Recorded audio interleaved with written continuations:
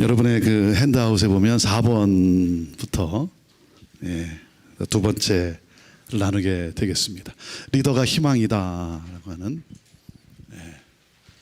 내용입니다. 리더가 희망이다. 그래서 행복을 노래하라 그랬습니다. 행복을 노래하라. 저는 제 자신을 이렇게 소개를 합니다. 저는 행복한 목사입니다. 이렇게 소개를 합니다. 저는요, 생각하면 생각할수록 너무나 감사하고 정말 하나님의 은혜가 얼마나 크고 놀라운 줄 모르겠습니다. 내가 무엇이 간데 하나님이 이렇게 사용하시는 걸 보면 너무 감사한 거예요. 너무 감사해요. 저는요, 제 설교를 들어주는 성도가 있다는 사실에 너무나 감사해요. 그리고 기도를 요청하는 성도가 있다는 사실에 너무나 감사한 거예요. 목사님이 한번 오셔서 기도해 주시면, 목사님이 오셔서 한번 기도해 주시면, 아니 여러분, 목사가 무슨 능력이 있습니까? 하나님이 하시죠. 하나님이 하세요. 그런데 목사님이 오셔서 한번 기도해 주시면, 기도를 요청하는 성도가 있다는 사실에 이게 너무나 감사한 거예요. 안 그렇겠어요? 제가 한번 안수하며 기도하겠습니다 그러는데, 목사님이 안수하며 기도한들 뭐가 되겠습니까? 차라리 내가 내 손 얹고 기도하고 말지. 그러면 여러분 얼마나 참 비참하겠어요. 그렇죠? 기도를 요청하는 성도가 있다는 사실에 너무나 감사하고요. 한 번은 이제 다른 곳에 나가 있을 텐데 시차를 이렇게 보니까 수요 저녁 예배 시간이 됐더라고요.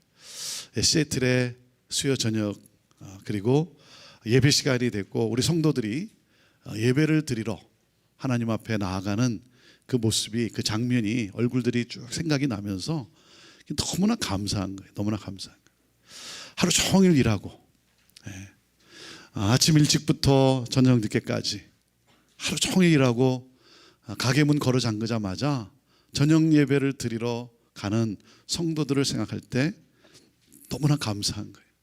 피곤하기도 하고 힘들 텐데도, 그런데도 하나님을 사랑하고 또 하나님의 은혜를 사모하며 운전하고 가는, 트래픽도 보통이 아닌데 저녁 식사도 제대로 하지 못한 채 그래 나아가는 성도들을 볼 때 참 너무나 감사한 거예요.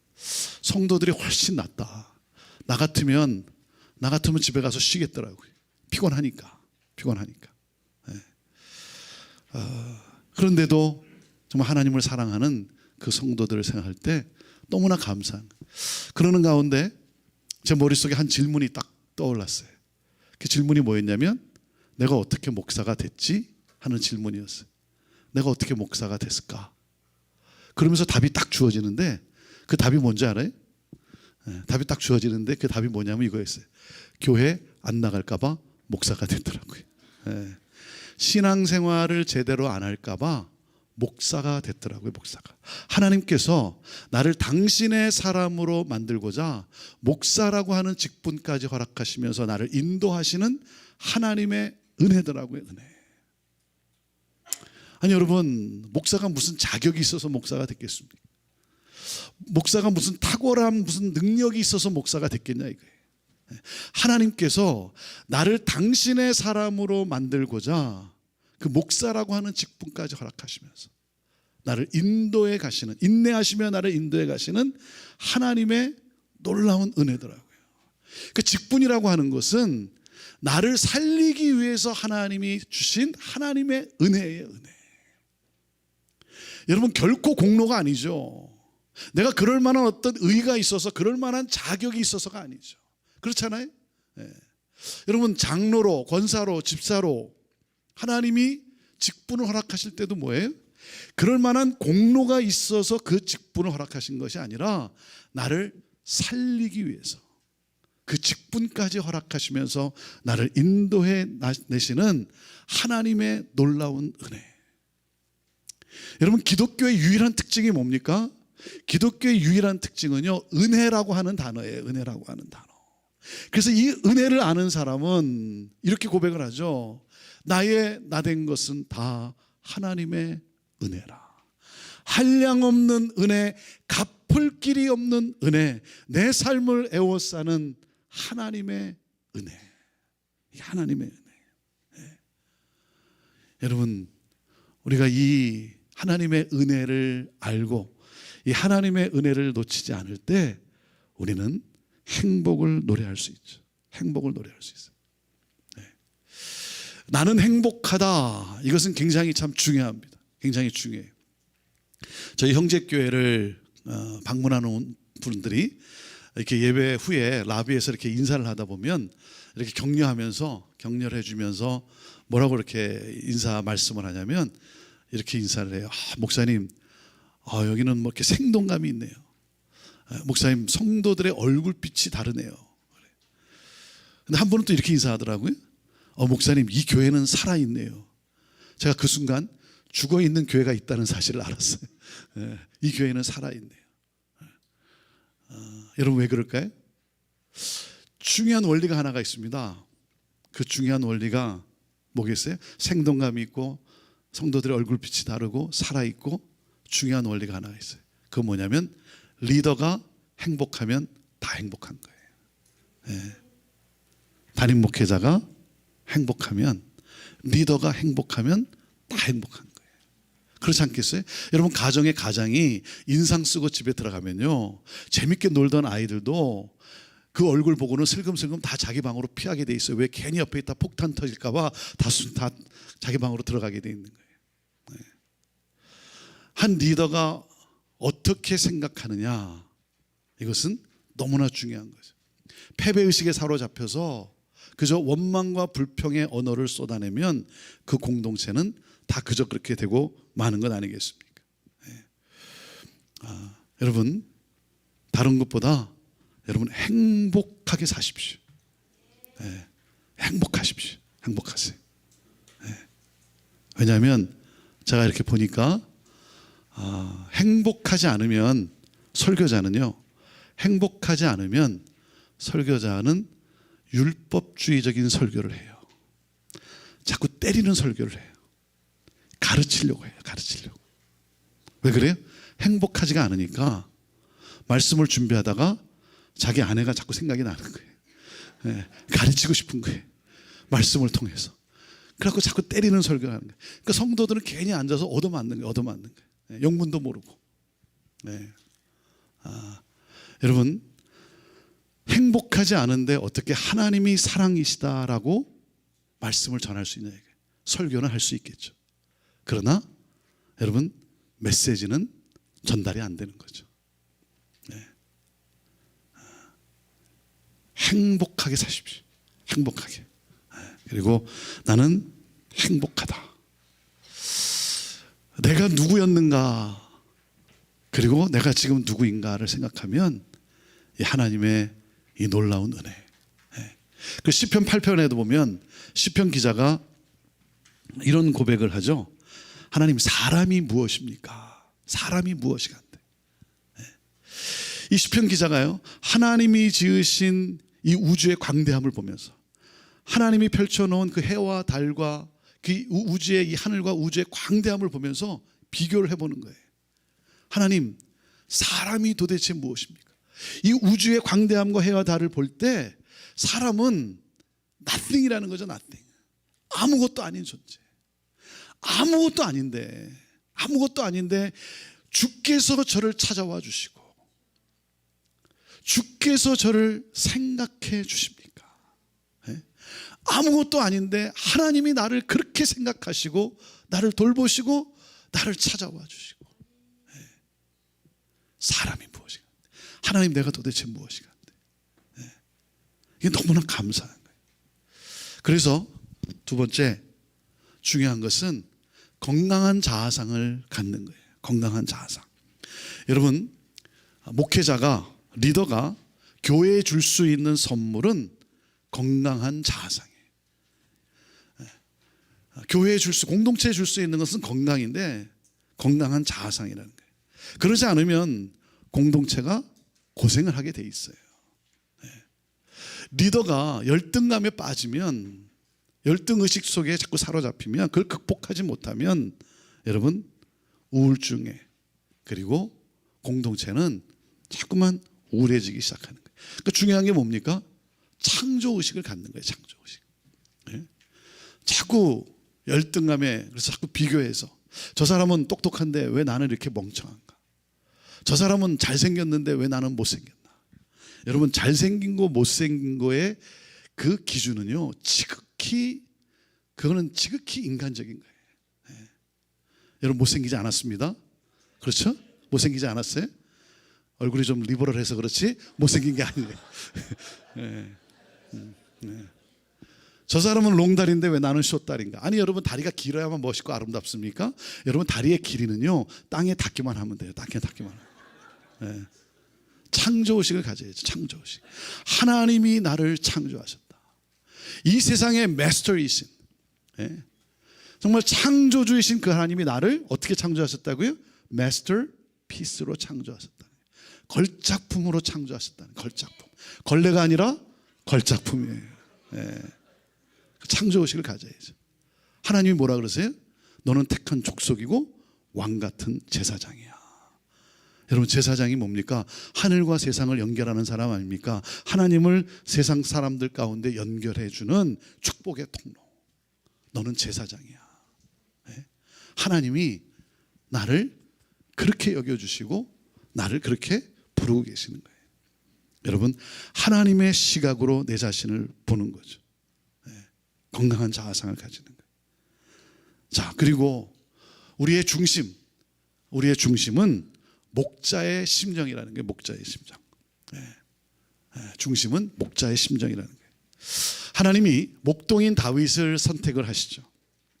그리고 그에게 기름을 붓습니다. 하나님의 새 역사는 기름 부음으로 시작이 되는 거예요.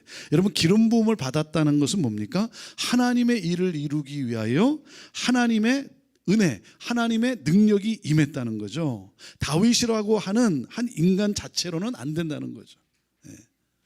하나님이 당신의 은혜를, 당신의 그 능력을 하나님이 부으셨다는 거죠.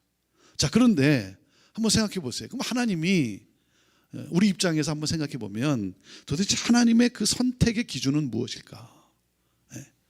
그 선택의 기준은 바로 중심이라는 거예요. 중심. 그 중심이 뭐예요? 다윗에게 늘 따라다녔던 수식어가 뭡니까? 하나님의 마음에 합한 사람이라는 거죠. Man after God's own heart. 하나님의 마음에 합한 사람. 그 하나님의 마음, 하나님의 마음을 다윗도 가졌다는 거예요. 마음이 통한다는 거예요. 그 마음이 뭐였어요? 그게 바로 목자의 심정이었다는 거죠. 목자의 심정. 양을 돌보는 이 목자의 마음, 그 목자의 심정이 뭡니까? 긍휼히 여기는 마음이라는 거죠. Compassionate heart. Compassionate heart. 긍휼히 여기는 마음. 한 영혼을 긍휼히 여기는 마음. 그러니까 다윗은 아무도 알아주지 않는 곳에서 자기에게 맡겨준 그 양들을 사랑하며 그들을 돌보며 최선을 다하죠. 그래서 사자나 곰이 와서 그 훔쳐갈 때도 어떻게 합니까? 쫓아가서 싸우잖아요. 목숨을 걸고 싸워요. 아무리 별 볼일 없는 양이라 할지라도 그 양의 생명을 위해서 자신의 생명을 던져요. 이 목자의 마음, 이 compassionate heart. 그래서 리더로서 우리가 여러분 기억해야 될 한 단어는 바로 목자예요. 목자. 목사도 아니고 목자예요. 목자. 이 목자의 심정. 그래서 인생의 광야를 만나고 환난을 당하는 자들을 감싸주고 그들에게 꿈을 심어주고 그들을 보살펴주는 목자의 정신, 그 긍휼히 여기는 마음. 그래서 다윗은요, 자신의 인생에 환난이 찾아왔을 때 하나님을, 자신의 그 경험을 통해서 하나님을 어떻게 봅니까? 하나님은, 여호와는 나의 목자시니. 자기가 양을 돌보는 그 관계 속에서 그는 어려움을 당했을 때 하나님이 나의 목자시다. 그분이 나를 푸른 초장으로 인도해 내실 것이고 그분이 나를 쉴만한 물가로 나를 인도해 내실 것이다. 사망의 음침한 골짜기를 다닐 때에도 그분이 나와 함께 하시고 원수의 목전에서 상을 베푸실 그 하나님, 그 하나님을 목자로 만나잖아요. 목자로 고백하고. 제 간절한 소원도 목자가 되고 싶은 거예요.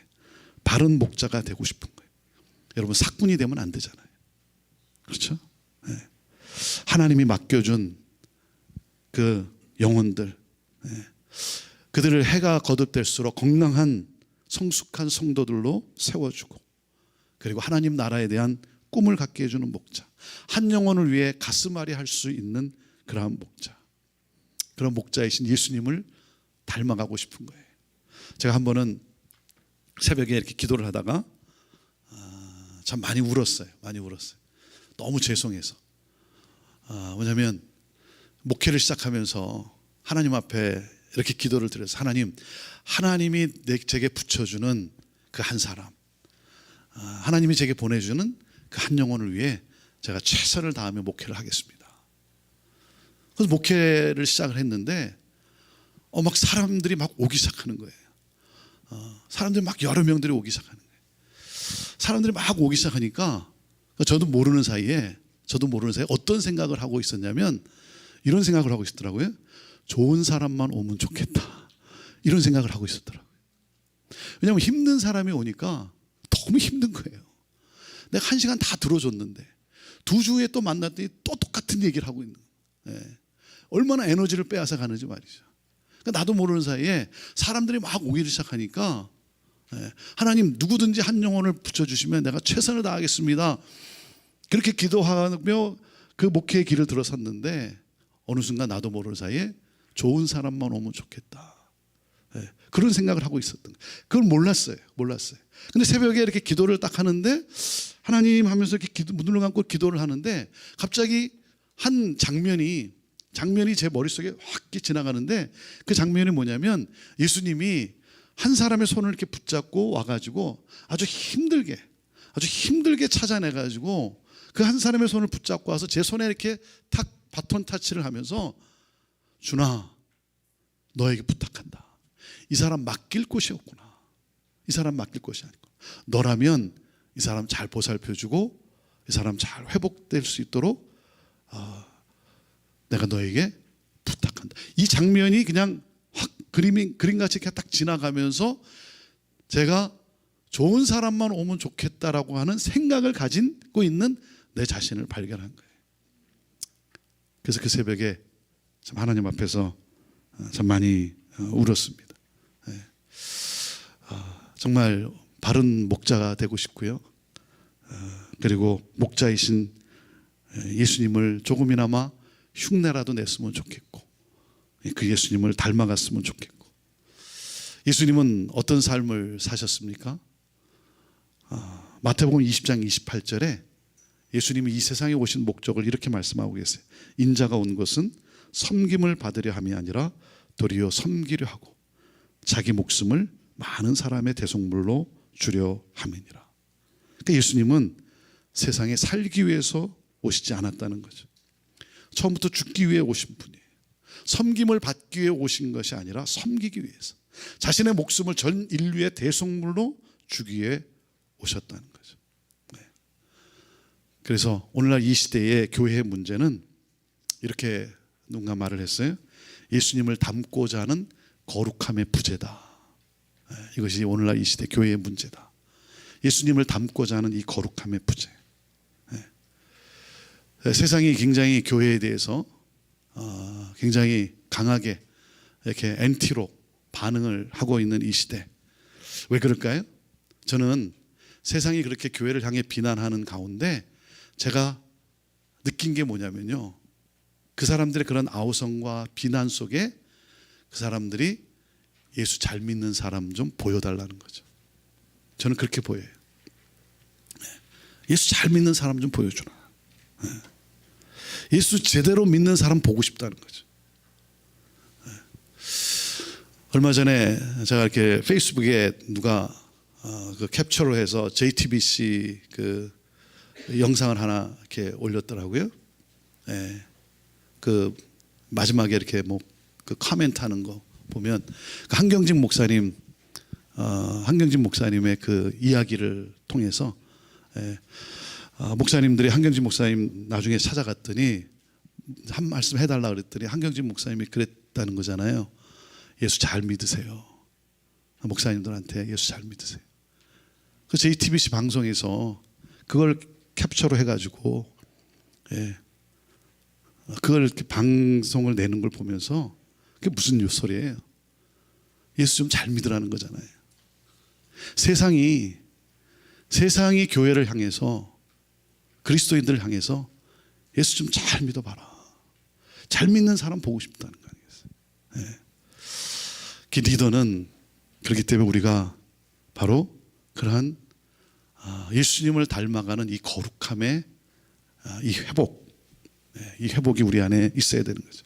그래서 네 번째, 리더를 생각할 때 저는 시대가 요구하는 리더십을 갖춰야 한다 그렇습니다. 시대가 요구하는 리더십을 갖춰야 한다. 결국은 사람이에요. 결국은 리더예요. 하나님의 방법이죠. 사람이 하나님의 방법이에요. 자꾸만 교회는 어떤 더 좋은 방법을 찾고자 노력을 하고, 하지만 하나님은 사람을 찾고 계신다는 거죠. 어떤 더 좋은 시스템도 갖춰야죠. 어떤 조직도 더 해야죠. 참신한 방법들도 찾아야죠. 하지만 더 중요한 것은 방법이 아니라 사람을 통해 하나님이 역사하신다는 거죠.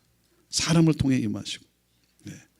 자, 그래서 저는 리더십이라고 하는 말을 할 때, 리더십은 말 그대로 리더 플러스 쉽이죠.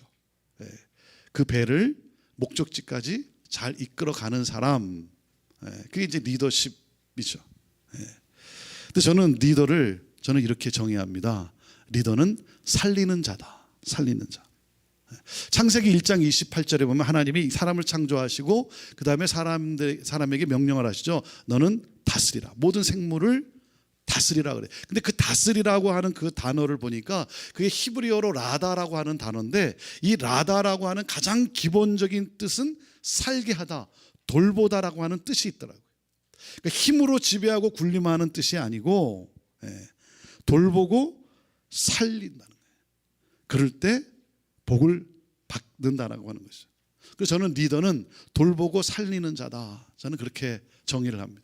근데 우리가 리더를 말할 때 사용하는 단어 중에 가장 변질된 단어가 하나가 있죠. 그게 바로 카리스마라고 하는 단어죠.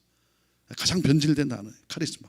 여러분, 카리스마, 하나님의 은혜라고 하는 하나님의 선물, 하나님의 은사라고 하는 거죠. 하나 되게 하고 덕을 세우기 위해 주어진 은사, 능력이라는 거죠. 그런데 저 사람은 카리스마가 있는 지도자야 라고 할 때 뭘 생각을 해요? 어떤 강력한 힘이 있는 사람을 생각하잖아요. 돌보고 살리는 자라기보다는 어떤 강력한 힘이 있는 사람. 그래서 이 카리스마가 마치 칼이스마로 변질됐어요. 칼리스마. 여러분, 힘을 사용하는 사람, 권력을 사용하는 사람을 지도자라고 부르지 않습니다. 뭐라고 부르죠? 독재자라고 불러요. 지도자라고 안 불러요. 독재자라고 불러요. 그러니까 오늘날 이 시대는 권력을 휘두르고 군림하고 명령하는 리더십에 지쳐 있다는 거죠. 그러니까 오늘날 이 시대가 원하는 리더, 그 리더십은 뭐예요? 뭐겠어요? 제가 볼 때는 모성적 리더십이에요. 모성적 리더십. 요즘 왜 여성들이 많이 이렇게 리더십에, 이렇게 리더의 자리에 올라가 있겠어요? 어떤 군림하고, 남성들의 군림하고 명령하는 건 지쳐 있다는 거죠. 여러분, 여성적 모성적 리더십, 돌보고 보살피고 희생하고 섬기고 위로해주고 소망을 주는 살리는 지도력, 기댈 수 있고 위로받을 수 있고 소망을 느낄 수 있는 그 성품, 이 모성적 리더십이 성경적 리더십이고 예수님의 리더십 아닙니까? 예수님을 닮은 성품. 그러니까 저는 이 시대가 원하는 리더십은 저는 두 가지로 얘기를 합니다. 뭐냐면, 리더십은 친밀감이 있어야 된다. 가까이 할 수 있는. 가까이 하기엔 먼 당신. 이거는 이제 안 돼. 이건 안 돼요. 그냥 가까이 편안하게 다가갈 수 있는 그런 친밀감이 있어야 되는 거죠. 옛날에는요, 제가 볼 때 옛날에는 정말 이렇게 거룩함의 어떤 모습들이 이렇게 있었어요. 그래서 딱 성경을 딱 가슴에 끼고 딱 이렇게 걸으면, 정말 저분은 목사다. 여러분 요즘 이러고 끼고 가면요, 저 사람이 약간 맛이 갔다, 뭐 이렇게 보는 시대가 되고 말았어요. 전에는 목사가 정말 목사였어요. 근데 요즘은 정말 목사인지 아닌지 믿을 수가 없는 거죠. 그러니까 어떤 거룩의 폼이 아니라, 모양이 아니라 정말 친밀감이 있어요. 그런데 친밀감만 있으면 안 돼요. 이 리더십에는 친밀감만 있으면 안 되고, 친밀감 플러스 저는 영적 권위가 있어야 된다고 봅니다. 영적 권위. 이게 뭐냐면, 여러분 이렇게 가까이 다가갈 수 있는 사람인데, 쉽게 말하면 이거예요. 지나 나나 똑같네 이러면 안 되는 거예요. 그러면 안 되는 거예요. 똑같은데 뭐 같이 밥 먹고 같이 잠자고 뭐 화장실도 가고 똑같은데 뭔가 달라. 똑같은데 뭔가 달라요. 그게 바로 영적 권위에서 오는, 말씀과 기도와 예배에서 오는 뭐겠어요? 순수함, 진실함. 여러분, 권위주의가 나쁜 겁니다. 권위주의가 되면 안 됩니다. 그러나 권위를 놓쳐서는 안 되는 거예요. 아버지로서 아버지의 권위가 있어야죠. 권위주의는 안 되는 거죠. 그렇죠?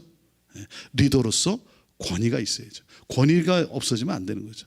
권위주의가 나쁜 거죠. 자기 마음대로 이랬다 저랬다 하는 권위주의. 기분 좋을 때는 이렇게 하고 기분 나쁠 때는 다르게 하고, 그러니까 헷갈리는 거죠. 권위. 그 권위 정말 하나님과의 대면 속에서, 하나님과의 관계 속에서 주어지는 그런 진실함, 순수함, 그 삶에서 나오는 어떤 그 향기, 이것이 바로 저는 우리가 갖춰가야 하는 친밀감과 이 영적 권위라는 거죠. 그리고 리더는 누구겠어요? 리더의 가장 중요한 게 뭐겠습니까?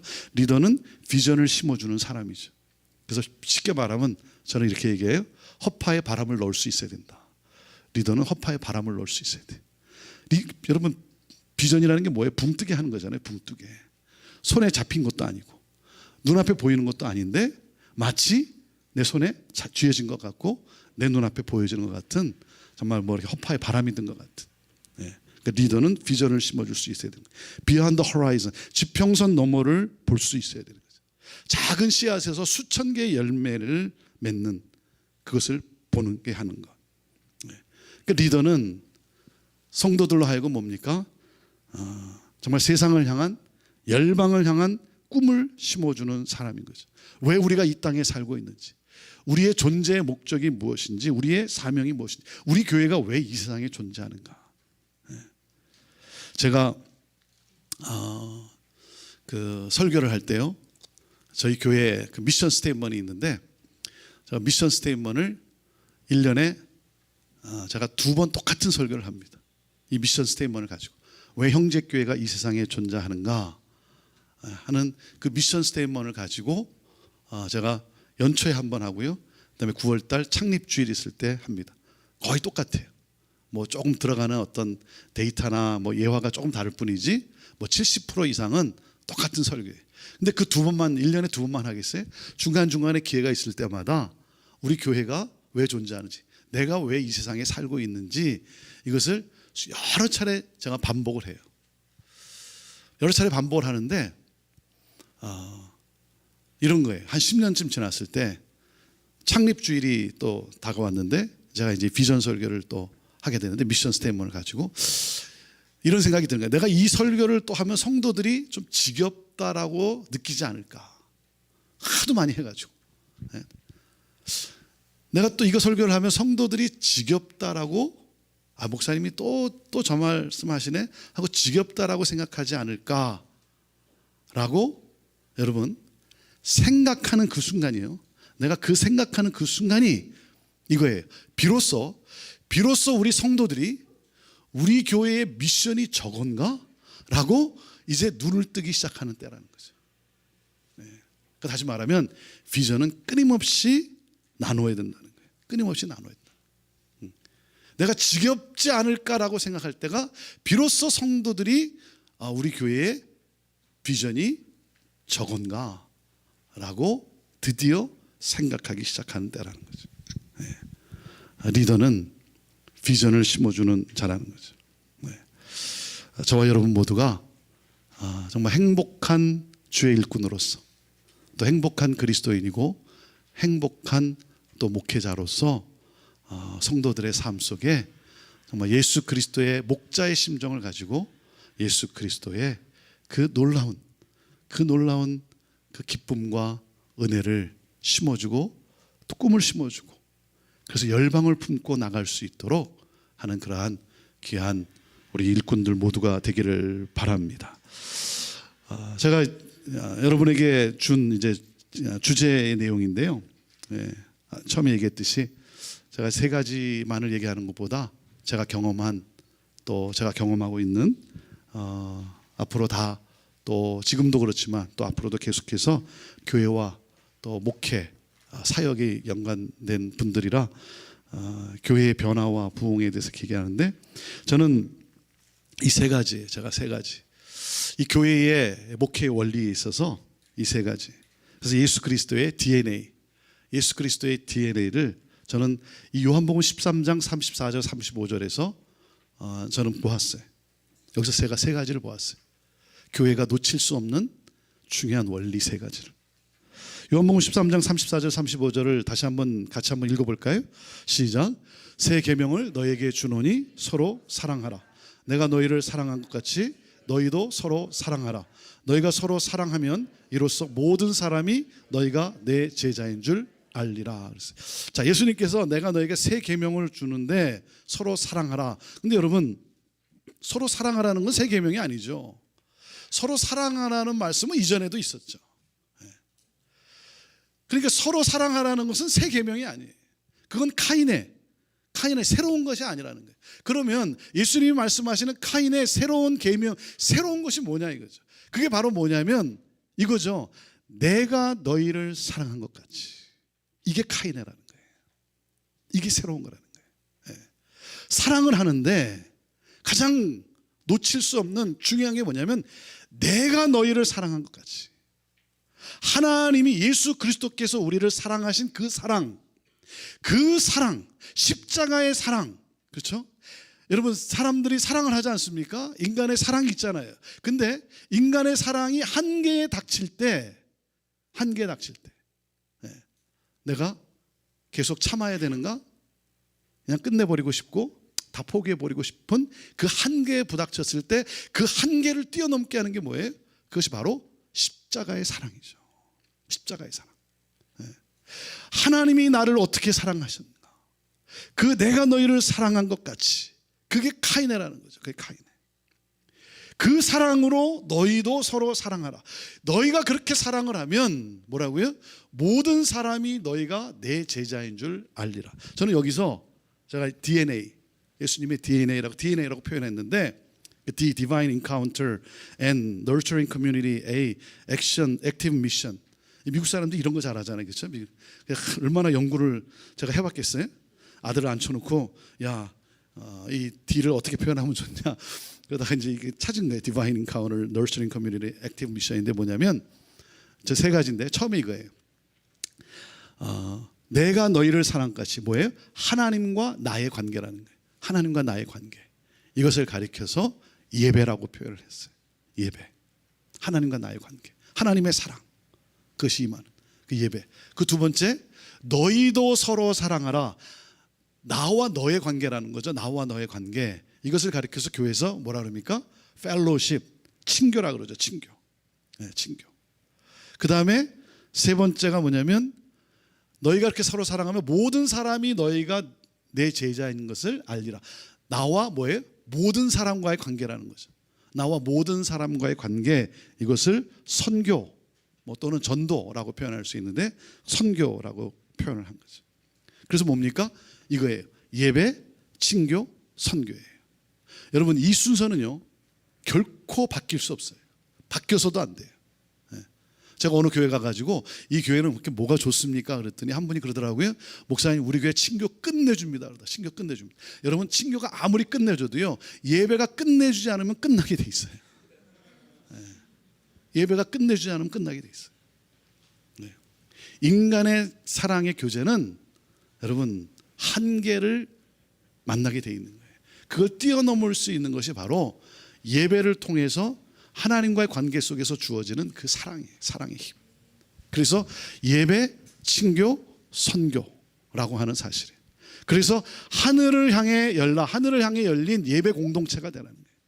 서로를 향해 열린 친교 교제 공동체, 그리고 세상을 향해 열라는 거죠. 세상을 향해 열린 선교 공동체. 저는 교회가 집중해야 되는 것은, 우리가 놓치지 말아야 되는 원리는 바로 이 세 가지라는, 세 가지. 그래서 첫 번째 디바인 인카운터인데, 하늘을 향해 열린 예배 공동체라는 거죠.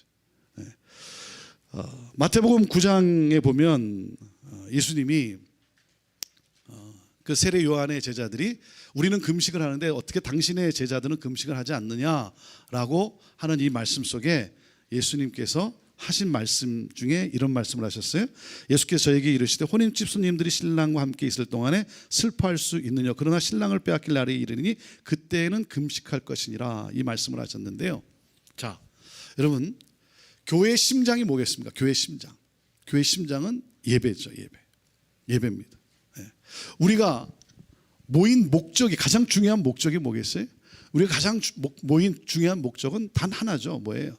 나를 너무나 사랑하셔서 나를 위해 자신의 독생자 예수 그리스도를 십자가에 죽게 하시고 그러므로 말미암아 나를 구원해 주신 그 하나님의 은혜의 놀라움과 그 하나님을 경배하기 위하여. 이게 우리의 가장 중요한 목적이 아닙니까? 우리가 모인 가장 중요한 목적. 내가 무엇이 간데 어린 양 예수 그리스도께서 나를 위해 다 쏟아부으셨어요. 피 한 방울 남기지 않고 다 쏟아부으셨어요. 그분으로 말미암아 내가 하나님의 은혜의 보좌 앞에 담대히 나갈 수 있게 되었어요. 여러분, 인간이 어떻게 거룩하신 하나님 앞에 나갈 수가 있겠습니까? 절대 못 나가죠. 나가면 죽는 거예요. 그런데 예수 그리스도께서 하나님과 나와의 이 격리되어 있는, 결코 가까이 갈 수 없는 이 가운데, 여러분, 당신의 생명을 주심으로 말미암아 어떻게 됐습니까? 십자가에서 당신의 생명을 주시는 가운데 휘장이 갈라졌어요. 하나님과 우리 인간을 막고 있는 그 벽, 휘장이 갈라졌어요. 그 예수 그리스도의 보혈의 그 공로로 말미암아 우리는 하나님의 은혜 앞에 담대히 나갈 수 있는 자가 되었다는 거죠. 이 은혜가 놀라워 하나님과의 관계 회복이라는 거죠. 하나님과의 관계 회복을 이루어 주신, 그래서 예수 그리스도의 의로 말미암아 하나님의 자녀됨, 그리고 영원한 하나님의 나라를 소유하게 된 그러한 우리, 그 하나님의 놀라운 은혜를 찬양하기 위해서. 예배가 살지 않으면 다 죽는 거예요. A.W. 토저라고 하는 목사님이 이런 말씀을 했습니다. 모든 그리스도인의 삶의 실패는 예배의 영광을 경험하지 못하기 때문이다. 예배는 멀쩡하게 왔다가 멀쩡하게 가는 것이 아니라는 것이죠. 예배는 역사적인 사건이 벌어지는 현장이죠. 하나님의 타치를 경험하는 사건이에요. 하나님의 치유와 그 회복을 경험하는 사건. 내 모습 이대로, 마치 돌아온 탕자 아닙니까? 내 모습 이대로 그냥 안아주시는, 내 모습 이대로 나를 받아주시고 안아주시는 그 아버지를 만나는 사건. 여러분, 어디 가서 나의 깨어진 자존감과 나의 아픔과 상처를 내가 토로하고 위로를 받을 수 있겠습니까? 내 모습 이대로 나를 안아주시는 그 아버지를 경험하는 사건이 바로 예배 아니겠습니까? 제가 목회를 하면서, 이민 목회를 하면서 가장 안타까운 것이 뭐냐면 이거예요. 예배, 성령의 임재를, 하나님의 임재를 경험하는 그 예배가 없이 다시 왔던 모습 그대로 월요일을 맞이하는 성도들을 생각할 때 너무나 안타까운 거예요. 여러분, 세상에 살면서 세상에서 이리 쳐이고 저리 치이고, 여러분, 돈 일불 버는 게 전쟁 아닙니까? 전쟁. 전쟁이잖아요. 그 치열한 전쟁을 벌이다가 그 치열한 전투 속에 자존감도 무너지고, 차별 대우도 받고,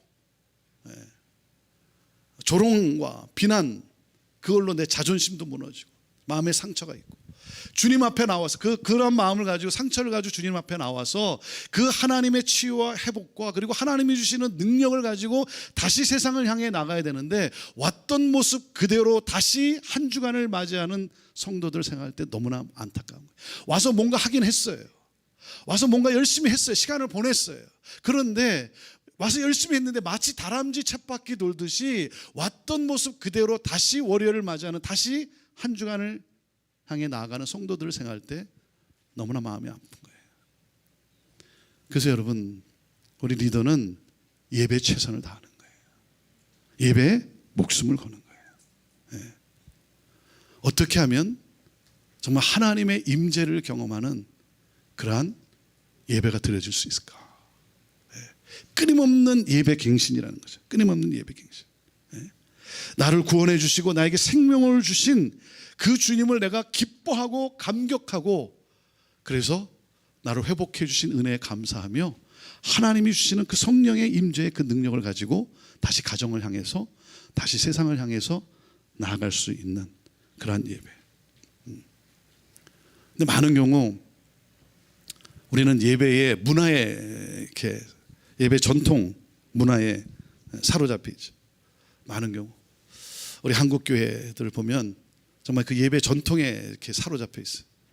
여러분, 우리가 만들어 놓은 예배, 우리가 경험하는 예배 전통, 예배 문화가 뭡니까? 이거 아니에요? 묵찬, 기찬, 설기찬, 축. 예.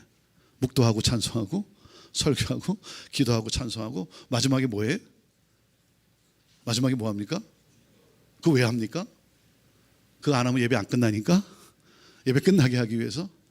그거 왜 하는지도 몰라요. 예. 그러니까 기계적으로 이 순서를 지켜 따라 행하면 예배를 드리는 것으로 여기는 그 모습이 너무나 안타까운 거예요. 그리고 여기서 뭐 하나 빼면, 여기서 뭐 하나 순서 바꾸면 아주 큰일 나는 줄 알아요. 예. 제가 LA에서 전도사 생활할 때 LA 저희 교회 가까운 교회 한 교회가 분열에 휩싸이고 무너졌어요. 예. 여러 가지 이제 사건이 있었겠죠. 뭔가 서로들 마음에 안 맞는. 근데 그게 어디 가서 터졌냐면, 뭐에서 터졌냐면요, 설교 전에 헌금을 하느냐 설교 후에 헌금하느냐, 여기서 터졌어요. 여기서 아마 여러 가지 감정이 복잡한 것이 여기서 터졌어요. 아니, 설교 전에 헌금을 하든 설교 후에 헌금하든, 근데 이게 뭐 하나 바뀌면 큰일 나는 것 같아요. 여러분, 전통과 문화는요, 그 자체가 진리가 아니죠. 상대적 가치예요. 절대적 가치가 아니죠. 그렇죠? 네. 진리가 그 시대의 전통과 문화로 나타난 유산일 뿐이죠. 그러니까 전통과 문화는요, 진리이신 하나님의 말씀에 의해서 끊임없이 재해석되고 적용돼야 되는 것이죠. 네. 우리 주님이 가르쳐 주신 예배는 뭡니까? 우리 주님이 가르쳐 주신 예배는 신령과 진정이에요. 신령과 진정. 방식은 나름대로 뭐 이렇게 할 수도 있고 저렇게 할 수도 있는데, 가장 중요한, 놓칠 수 없는 건 이거죠. in spirit. 하나님의 영과 내 영이 함께하는, 만나는. 그리고 뭐예요? in truth. 진실됨으로. 그렇죠? 진실됨으로. 그러므로 하나님의 임재를 경험하는. 그런데 이 본질이 아니라 비본질에 많은 경우 목숨을 걸어요. 제가 형제교회를 부임할 때 형제교회가 어떻게 예배를 드리는가 너무 궁금했어요. 그래서 부임하기 전에 형제교회 와서 한번 예배를 드렸습니다. 예배를 딱 드리고요, 더 이상 이 예배를 내가 못 드리겠더라고요. 한 번에 족한 것 같아요. 그 다음 주도 내가 이런 예배를 드릴 수 있을까? 근데 더 이상 한 번으로 족한 것 같아요. 제가 늘 안타까웠던 것은 너무 기계적인, 그러니까 순서, 그래서 습관적인, 이것을 하면 예배를 드린 것 같은 그런 어떤 습관적이고 의식화된 예식적인 그러한 그 어떤 예배 모습. 그래서 제가 이제 다시 이제 돌아가기 전에 이제 1월 1일 이제 다시 돌아오게 될 텐데, 장로님들하고 이제 가기 전에 이렇게 대화를 나눴어요. 뭐 장로님들이 이런 질문 저런 질문 하시고 하는데, 제가 딱 한 가지, 목사님은 뭐 하실 말씀 없습니까? 그래서 제가 딱 한 가지만 얘기를 했어요. 제가 다른 건 모르지만 제가 예배만큼은 좀 바꾸겠습니다. 예배만큼 바꾸겠습니다. 그래서 첫 주에 예배 순서를 바꿨어요. 뭐 예배 순서를 바꿨다 해서 뭐 대단하게 바꿨다는 게 아니고, 뭘 바꿨냐면 앞부분에 그 찬양을 부를 때 경배와 찬양을 함께 부르는. 왜냐하면 찬송가 외에는 그때가 99년도 말이고 2000년 1월이 가까우는데 형제교회가 어떤 교회냐면요, 어느 정도 전통 교회냐면 찬송가 외에는 절대 복음성가나 뭐 경배와 찬양을 부를 수 없는 교회였어요. 네. 근데 우리 경배와 찬양도 좀 함께 같이 부릅시다. 3세대가 함께 어우러지는 예배를 드리기 위해서는 우리가 우리 젊은이들이 돌아오고 또 젊은이들이 오면서 자녀들이 오면서 다시 손주들도 오고, 그래서 3세대가 어우러지기 위해서 3세대가 드리는 예배를 위해서 우리가 이것을 좀 같이 해야 되겠습니다. 네. 그래서 경배와 찬양을 이렇게 좀 넣고 그랬습니다. 그리고 그 어느 정도였냐면 그 200명이 앉는 공간이 2층 공간인데 2층 건물에 2층 공간이 예배실인데 거기 200명이 앉는데 그 공간이 제일 큰 공간이에요. 그러니까 거기서 4번의 예배가 드려지더라고요. 4번의 예배가. 그러니까 뭐냐면 일부 그래갖고 이제 한호 작년 예배. 그다음에 2번째 예배가 뭐냐면 영어 예배였어요. 영어관 예배. 그다음에 3번째 예배가 다시 작년 예배. 뭐 소위 뭐 대예배 이렇게 말하잖아요. 일부 예배보다 이제 그 다음 3부에 드리는 게 뭐 대예배 같이. 그때는 좀 더 많이 모인다는 거죠. 그리고 작년 그 3번째 예배가 마치고 나면 중고등부 예배가 4번째 드려졌어요. 그 공간이 그게 제일 큰 공간 하나니까. 예. 거기서 예배가 4번 진행이 되는데 제가 처음에는 몰랐어요. 처음에는 몰랐는데 일부 예배를 딱 이렇게 이제 작년 예배를 드리잖아요. 드리고 나서 제가 축도를 할 때쯤 되면 영어권 예배팀이 뒤에 와서 대기를 해요. 그 뒤에 계단, 뒤에 이렇게 이제 문 열고 내려가는 계단이 하나 있는데 거기서 딱 대기를 하고 있다가 축도가 딱 끝나면 들어와가지고 스토리지에서 드럼을 꺼내는 거예요. 드럼 세트를 꺼내가지고 세팅을 하는 거예요. 30분 동안에 막 세팅을 하는 거예요. 처음에는 몰랐어요. 막 세팅을 해가지고 예배를 드리는 거죠. 예배를 딱 마치면 3번째가 한옥권 작년 예배잖아요. 그러니까 또 어떻게 하면 끝나고 나면 이걸 다시 풀어요. 그러고 다시 이게 스토리지로 들어가는 거예요. 그다음에 그래갖고 작년 예배가 끝날 때쯤 되면 중고등부 예배팀이 또 대기하고 있다가 4번째 축도를 하고 나면 들어와가지고 또 그거 드럼 세트를 꺼내가지고 또 막 조립을 해요. 그리고 4번 이제 그 예배를 드리고 나면 끝나고 나면 그걸 또 풀어서 다시 스토리지는. 제가 처음에 몰랐는데 이게 나왔다 들어갔다 나왔다 들어갔다 하더라고요. 왜냐하면 작년 예배 이 드럼 세트가 여기 있으면 안 되는 거예요. 치는 것도 아닌데 하여튼 여기 있으면 안 돼요. 이게 하여튼 요상한 물건이더라고요. 이건 작년 예배는 이건 스토리지에 들어가 있어야 됩니다. 그래서 제가 보니까 이 우리 젊은이들한테 너무 미안한 거예요. 너무 미안한 거예요. 이 친구들이 할 수 없으니까 여기 있지. 독립할 수 있는 능력이 있으면 부모 세대와 함께 할까?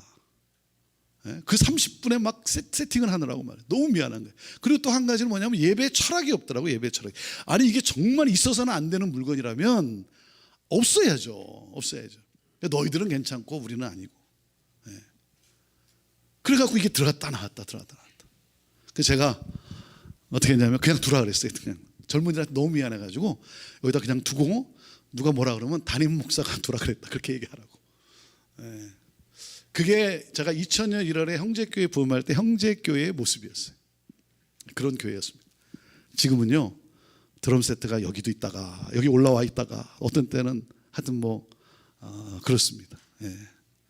지금은 정말 참 많이 바뀐 그러한 교회였는데 여러분 이 본질과 비본질, 비본질의 목숨을 거는 것이 아니라 본질의 목숨을 거죠. 어떻게 하면 하나님의 임재를 경험할 수 있는 그런 예배가 드려질 수 있을까?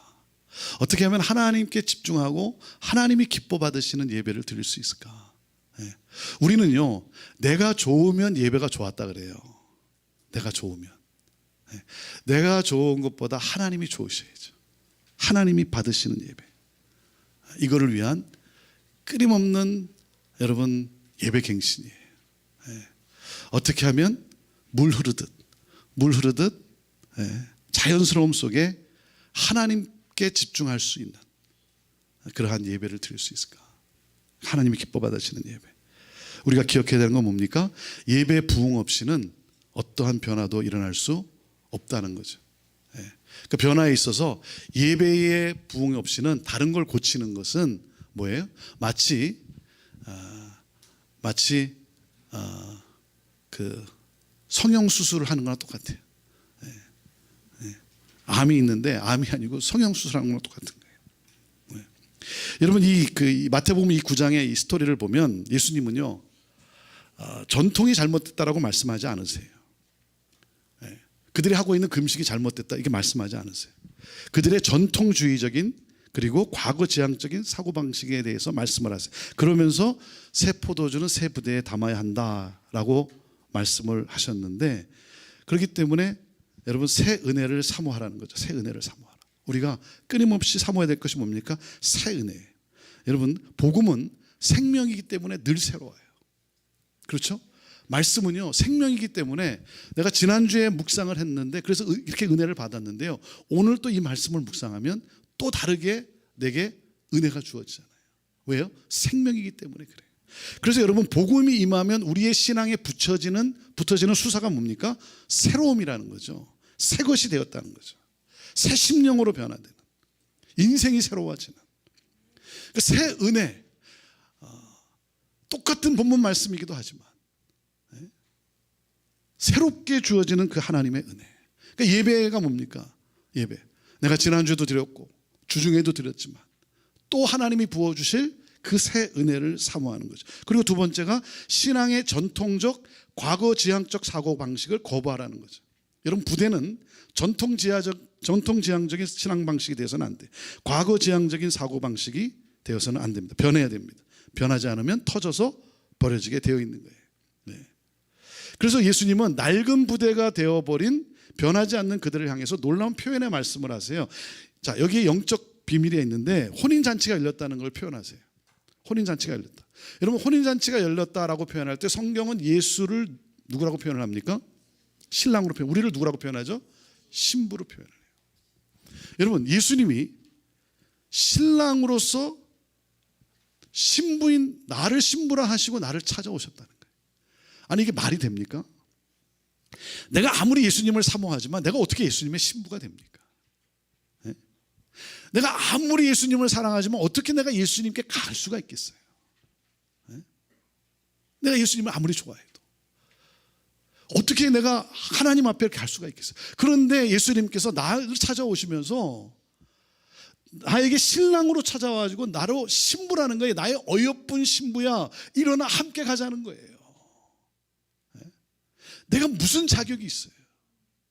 여러분 이 놀라운 이 은혜가 얼마나 크고 놀라운지 이 신비스러움을 누가 알 수 있겠어요?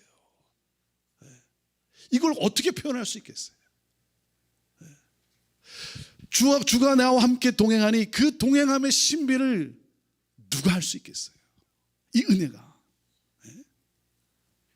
여러분 내가 그토록 사모하는 예수님이 내 신랑이 되셔서 나에게 오셨다는 거예요. 이 신비로운 은혜와 이 기쁨을 내가 지금 누려야지 무슨 금식이냐 이거예요. 자, 금식은 언제 한다고요?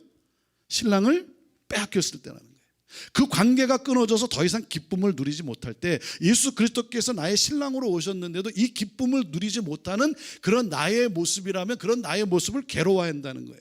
다시 말하면 이거죠. 오늘 찬양을 하는데 아무 느낌이 없고 기도를 하는데 졸리기만 하고 말씀이 선포되어지는데 아무런 감동이 없다면 그것이 나의 모습이라고 한다면 그런 나를 괴로워해야 한다는 거예요.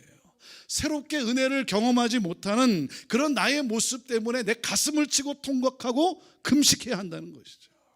네. 여러분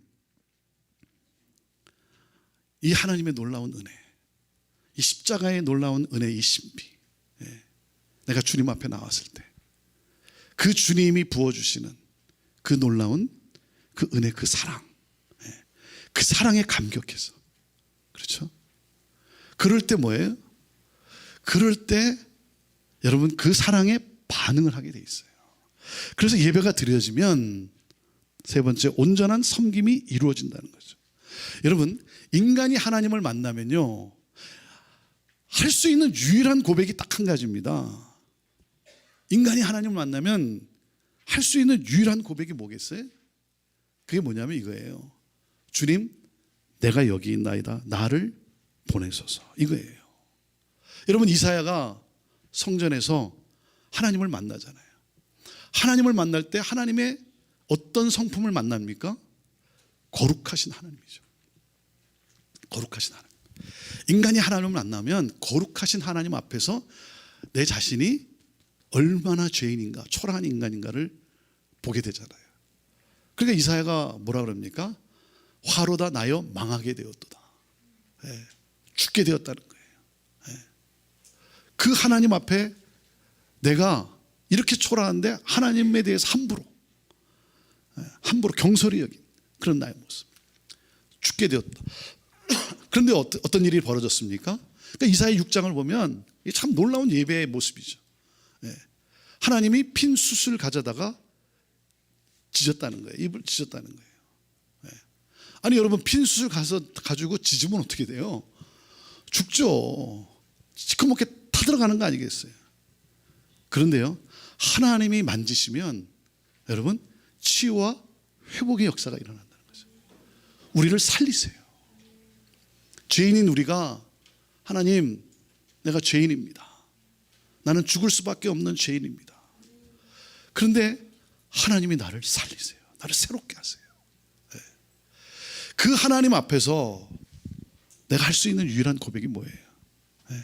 누가 나를 위하여 갈꼬? 라고 하는 이 질문 앞에 주님, 내가 여기 있습니다. 나를 써주세요. 나를 써주세요. 나를 좀 보내주세요. 그래서 여러분, 예배를 경험하면요, 하나님의 임재를 경험하면, 축복의 하나님을 만나고 나면 뭐예요? 축복의 통로로 나가게 되어 있는 거예요. 그래서 하나님을 만나게 되면요, 여러분, 내 삶을 통해 나눔과 베품의 삶이 시작이 돼요. 복의 근원이신 하나님을 만나고 나면 복의 근원이신 하나님으로부터 내가 복을 받았기 때문에 뭡니까? 축복의 통로로, 그 하나님의 복을 나누는 자로 나아가는 것이죠. 그것이 바로 예배. 그것이 바로 예배의 마지막 순서인 축도죠. 축도. 여러분, 축도라는 게 뭐예요? 베너딕션이잖아요. 베너딕션. 블레싱이에요. 블레싱. 예. 무슨 말이에요? 오늘 이 예배를 통해서 복의 근원이신 하나님을 만났으니, 하나님의 복을 받았으니, 하나님의 은혜를 받았으니, 당신도 이제 나아가 이 하나님의 은혜를, 이 복을 나누며 살 수 있는 축복의 통로입니다. 자, 그래서 뭐예요? 샌딩하는 거예요. 파송하는 거죠. 이제 나아가 그 하나님의 복과 사랑과 은혜를 가지고 가정에서, 이웃에서, 그리고 성도들과 함께 그 사랑을 나누고 베풀고 축복하는 삶을 사십시오. 그 축도는 뭡니까? 샌딩이에요. 샌딩. 삶으로 드리는 예배의 시작이라는 거죠. 복의 근원이신 하나님을 경험했으니 이제는 여러분도 나아가 축복할 수 있는 삶이 되었습니다. 그래서 뭡니까? 그래서 하나님 앞에 찬양을 드리면서 모든 열방 주 볼 때까지 하나님의 복을 가지고 그 찬양과 함께 세상을 향해 나아가는 것이죠. 이것이 예배죠. 다른 무엇보다도 여러분, 우리가 가장 신경 쓰고 가장 우리가 씨름하고 놓칠 수 없는 것은 바로 내가 예배자로 하나님 앞에 서는 거죠. 그리고 교회에 가장 중요한 것은 예배라고 하는 거예요. 예배. 여러분, 다른 일을 하다가도 예배가 시작되면 내가 어떤 마음으로 왔건 간에, 오다가 무슨 일을 만났건, 같이 타고 오다가 티격태격 싸웠던 간에 하나님 앞에 예배의 자리에 왔을 때는 정말 그 하나님을 바라보며 묵상하며 신령과 진정으로 하나님을 예배하고, 그래서 그 하나님의 임재, 하나님의 그 사랑의 타치를 경험했을 때 우리는 그 사랑으로, 그 십자가의 사랑으로 우리는 인간의 사랑의 한계를 뛰어넘는, 그래서 보드모 하나 주고 감싸주고 섬기고 베풀고 나누는 삶. 그래서 예배가 드려지면 온전한 섬김이 이루어진다는 거죠. 저는 여러분이 섬기는 여러분의 교회, 여러분 예배를 위해서 기도하시고요. 예배를 위해서 기도하세요. 하나님, 기계적인, 너무 하다 보니까 습관적인 그런 어떤 의식화된 그런 예배가 아니라 정말 새 은혜를 사모하는 성도들이 되게 해 주시고, 하나님, 우리가 드리는 예배 가운데 정말 하나님의 타치, 그 새 은혜, 날마다 새롭고 새롭게 임하는 그 하나님의 은혜가 우리에게 있게 하여 주옵소서. 그리고 하나님, 내가 다른 무엇보다 정말 하나님의 임재 앞에 나아가는 신령과 진정으로 하나님을 예배하는 예배자가 되게 하여 주옵소서. 그럴 때 내게 부어주시는 하나님의 놀라운 이 은혜, 거기에 반응을 하게 돼 있는 거예요. 주님, 내가 여기 있습니다. 누가 나를 위하여 갈 것? 내가 여기 있습니다. 나를 보내주세요. 나를 사용해 주세요. 나를 좀 써주세요. 하나님, 내가 주의 영광을 드러내는 일에 내가 쓰임 받기를 원합니다. 온전한 섬김이. 그래서 뭐예요?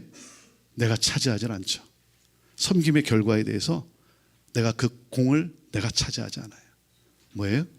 하나님의 은혜가 너무 감사한 거예요.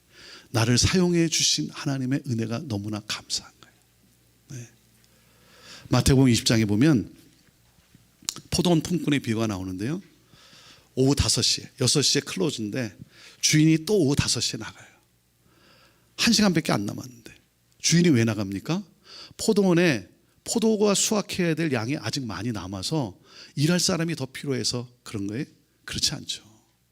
포도원의 주인은요, 자기 포도원에 관심이 있는 것이 아니라 사람에게 관심이 있었던 거예요.